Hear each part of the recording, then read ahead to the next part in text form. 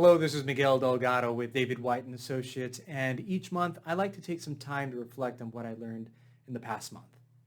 I think it's important to reflect and actively learn from our past so that we can approach our future with more confidence, more awareness, and more compassion. Writing is something I do out of enjoyment, and I thought it would be great if I could write my own reflections for my own benefit, but also share them with others who may be having similar experiences. I also think it's good to know that we're not alone. And while in December 2020 was in many ways a great month, there was some dark moments where I experienced some setbacks. So in case you missed my article, here are 3 lessons that I learned last month. Lesson number 1. Whenever I set goals for myself, I get very excited about them, especially in the beginning.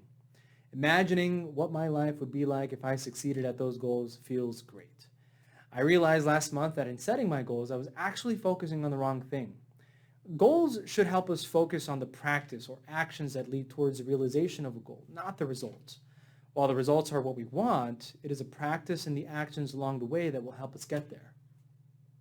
So if we fall in love with the result and dislike the process, then we may not get very far, or at least it's going to be very difficult. Lesson number 2. Limiting beliefs are real. And if we just go about life ignoring them as if they don't exist, we may not know how to deal with them in the future. One of my limiting beliefs is that I never finish what I start.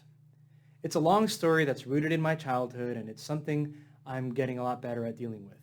What I can say is this: sometimes parents affect their kids in ways that were never intended.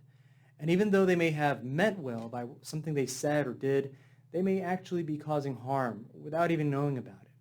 But in the end, it's important to pay close attention to our emotionally driven responses, especially the bad ones. Try to explore the root of that response. Where is that really coming from? What's that story you're telling yourself? And is it 100% true? And if it isn't, how are you going to rewrite that story? Lesson number 3, setbacks are not failures.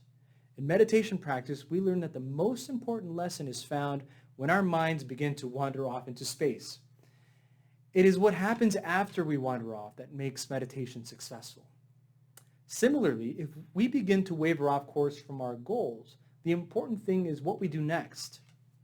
We can choose to come back and practice or take action hours, days, or even weeks later. We can choose to come back. It is only when we don't come back that we fail. Even then, you can still start anew. So if you set goals for 2021, that's great. Just remember to find some enjoyment in the process, not just the results. Be kind to yourself and pay close attention to the voices in your head that make you want to quit. What's triggering them? And if you have any setbacks, realize that they're just that. They're setbacks. You can always choose to come back. And now I'd like to hear from you. What are your goals for 2021? What do you want to improve, start, or stop doing? And have you started? And if so, how's it going? I'm looking forward to your response. I'm looking forward to hearing from you.